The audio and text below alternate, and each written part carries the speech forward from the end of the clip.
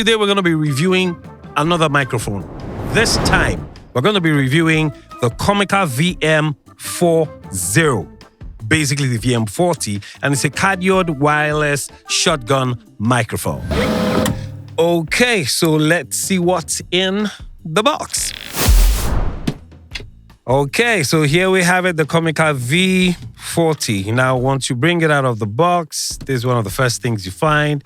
It has two compartments. There's one in front and there's one in the middle. So once you open the one in front, one of the first things you find is a windshield. You find a USB-C cable. You find a 3.55mm jack. There are actually two. Then you have these sort of like adapters for, I guess somewhere in there, there's probably tripod head or something. And then you have, ooh, look at that. You have a dead cat. This is so nice. It's so silky, so smooth. And then you also have the manual. Yeah, that's it. So that's all we have on the first compartment. Okay, let's open the second compartment. Now, right in here, what we have is the shotgun itself. Looks pretty good. The ergonomics look nice. You have the shotgun. You have the receiver. You also, this is what I was talking about. Good, there's a tripod head. So those two screws we saw the last time, they're probably going to sit on this or sit underneath this. And finally, you have a shock mount. So most likely, this is how this is going to work. It's probably going to sit somewhere in there like that. Okay. And that's all we have in the box. Okay, now if you have a look at the Comica VM40, the shotgun mic itself, it's pretty straightforward. Doesn't have any unnecessary buttons on the body. You can see the holes for the diaphragm where the audio actually goes in from. And on the body, you have a slot for the output. Now, this is where you connect the 3.5mm jack into in case you want to route the audio from here directly to your camera. Next to it, you have a hard reset buttonhole, and you also have the USB. Now, with the USB, you can use that to actually charge the shotgun itself. Also in front of it, you have the screen. Now, on the screen is where you get to see the display of the shotgun mic itself. Now, also underneath, you'll notice you have a low cut button. You also have a high frequency boost indicator here. Then you have the record button underneath. Then you also have another button that says safety. Now, when I first looked at this, I was a bit confused because it didn't exactly say where the power button was, but I got to realize that the power button is actually where this Wi-Fi signal is. Comica would be nice if you could, sort of like make it straightforward, or just right on and off. It would be a bit straightforward for anybody to, understand where the power button is. To power it on, I think it takes roughly about like 4 seconds. So you have to hold on to this. And here we go. There you go. So once it's on, the first thing you notice is there's a blue light flashing. And then on the screen, it shows how much battery juice you have left. Now, to record here, basically what you have to do, you have to, go through these 3 circles. So if you click on record the first time, it's not going to record. If you click on it the first time, notice there's a blue light. Now that blue light indicates that now you have engaged the low cut. And basically what's the low cut? The low cut is sort of like reducing the lower frequencies. Depending on where it is that you are recording in a place where there are a lot of low frequencies and you just want to get those frequencies out of your recording. This would be a very good tool for you to use. And then if you click one more time, now you have engaged the high frequency dial. Now, basically what this does is it introduces more high frequency into the microphone. So take, for example, maybe you were in a place or maybe you were using the dead cat, for example, and you decided that, it's sounding a bit too dull and you want to increase the high frequency, you can use this. From my practice, I wouldn't say you should do that. If you're someone who hopes to do post-production, it would make sense for you not to really use these two. I realize it's better if I want to yank stuff out of the recording. I can always do that in post. I can introduce a low cut, a high pass filter, or a low pass filter much later in post production. So I would safely accept, you're not going to do any form of post production, then you can use these two. But if you are going to, I will advise you not to do that. Now, if I click it one more time, what happens is it goes into record mode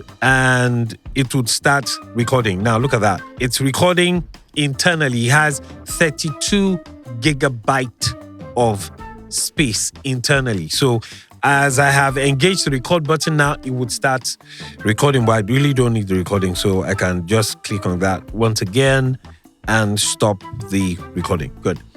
Basically, that's it. Now, there's one more button which I find, it's a dial, really, not a button, that I find pretty interesting. Now, in case you want to ramp up the volume, it's placed actually underneath here. So here is actually where you find the volume. Now, if you look at it carefully, it sort of like has a dial.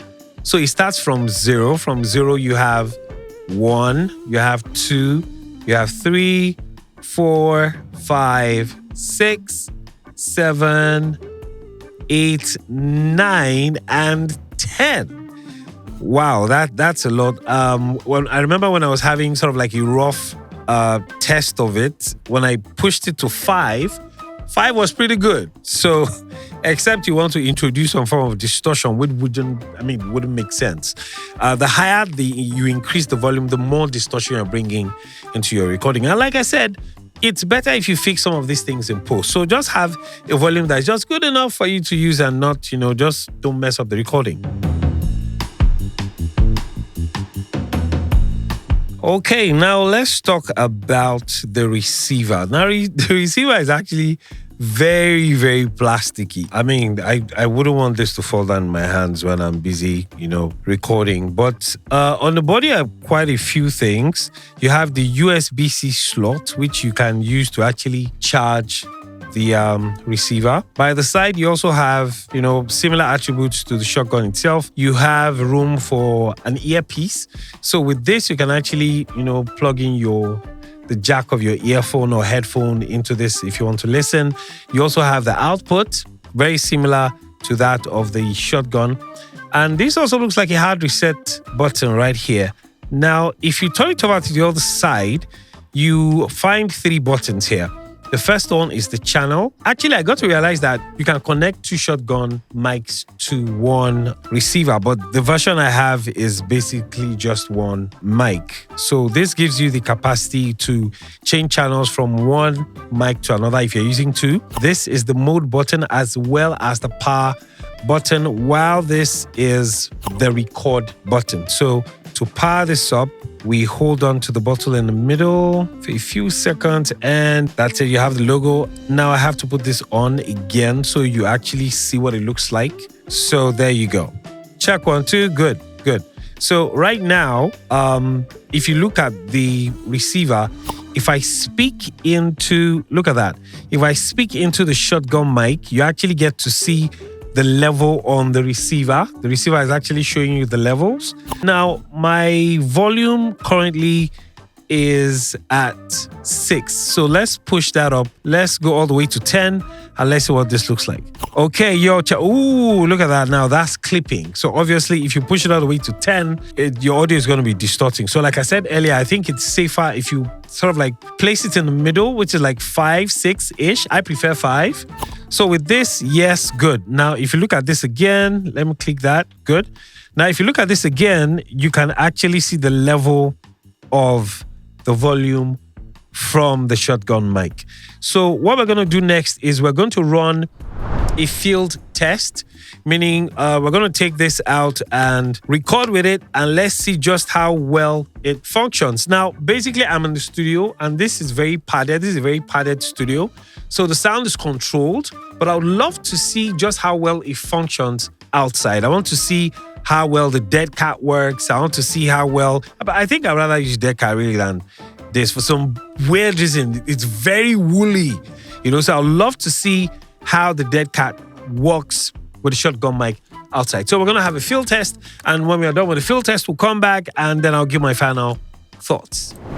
All right, guys, I am back from the field test. Now, a few points of note. If you remember when I started doing this review, I spoke about how I had pushed my volume to 6 on the VM40. Now, when I was running the field test, I couldn't tell if I was too loud or if I was low, so I left it at 6.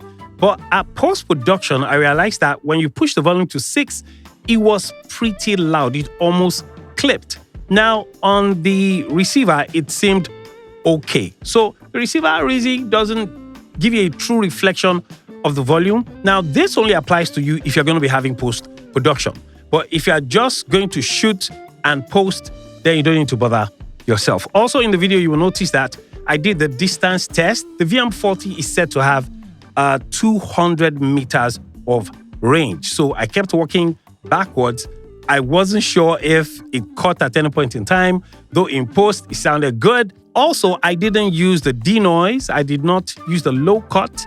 Neither did I use the high frequency boost, also because of post-production. Like I said, if you are going to be having post-production, you want your audio as flat as possible so you have enough leverage when it comes to treating. But if you're not having post-production, just keep an eye on your volume and I think you'll be good. All right, enough said. Let's have a look at the field test now.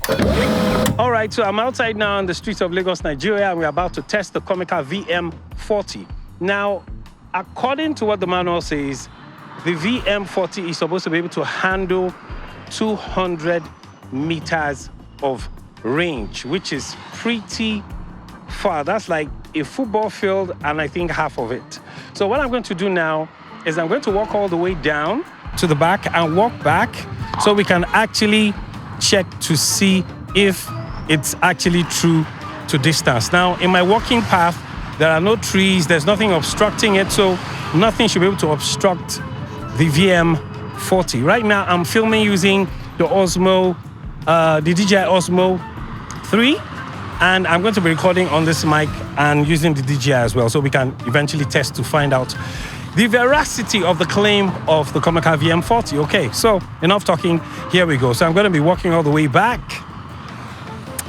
It's a pretty distance all the way back, so I'm walking. Right now, as I'm speaking to you, I do not know if the audio should still be clear enough right now, but since this is the actual recording, I cannot tell what the audio sounds like right now.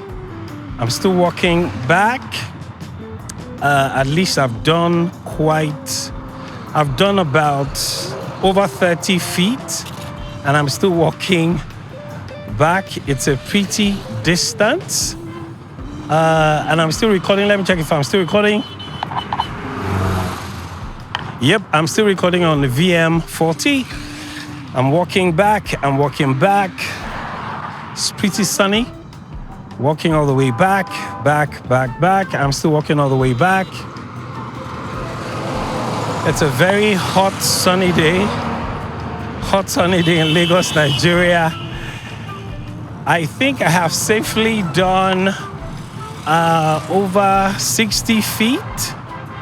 I'm still walking back. I don't know if the VM40 is still clear and crisp and recording, but I guess that's the reason why we're doing this. Once I'm done, we'll be able to find out whether the VM40 or even the DJI Mic 2 itself is actually recording. Okay, I think I'm actually going to stop here because at the back of my mind, I'm wondering who would want to do an interview and, come this far, except of course it's a movie or something. So I'm walking back towards the camera now. Like I said, I'm recording using the DJI mic and I'm also using the Comica VM40. So let's say I was having an interview or I was perhaps doing a documentary about the streets of Lagos, how bustling it is, how you have public transport, colorful public transport. This would be a very good mic to use. Hopefully by the time I'm done with this test, I should be able to comfortably say I have tested the veracity of the Comica VM40. So right now, I'm walking back to the camera. I'm closing up. Again, I really did not want to walk all the way down 200 meters. I don't have the strength to do that, actually. I walked a pretty distance just to be able to test the claim of the distance between the mic and the receiver. So I'm getting very close back to the DJI Osmo 3 and I'm back to where I started from. Good. Now we have done the field test. We're gonna have to go back to the studio, get into post-production and test to see if truly the Comica VM40 stands the true test of distance. All right, we're done. Now, I'm sure you guys are also pretty impressed by the audio quality of the VM40. In post-production, all I did was take the audio from the VM40 and use the same mix that I use for the Rode Pod mic on it. And what you hear is exactly the same thing that came out in the video. I was pretty impressed. And speaking about distance, yes, the VM40 says, it has a range of 200 meters. But to be honest, it didn't make sense for me to be walking all the way down and just disappear, into thin air, all in the bid to let you know that, it does 200 meters. It just didn't make sense for me. So I did roughly over 60 feet.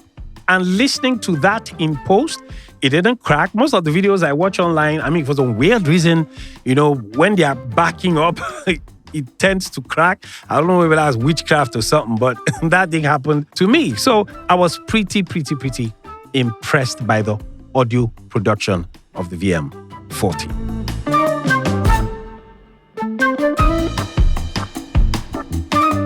Alrighty, so these are my final thoughts on the Comica VM40. What is it good for? I think it's good for podcasts. I think it's good for interviews, short films, sound effects. You can walk into any jungle. I think it's a very good gear for the price tag. How much is it? It goes for $250 as at today when I did the review of the Comica VM40. I think it's a good gear for anybody, even vloggers can use it, set it on top of your camera. Let me know if you guys decide to get the Comica VM40. I remember there was someone online who actually said I should do the review. You wanted me to do that with the Zoom. I think it's the M3 or the X3. I'm still going to look out for the Zoom. But you guys let me know if you ever decide to get the Comica VM40. You run your test. If you find out anything new in there, let me know. Feel free to leave a comment in the comment section. Do not forget to subscribe and click on the notification bell. And until the next review, bye. See you guys. Bye.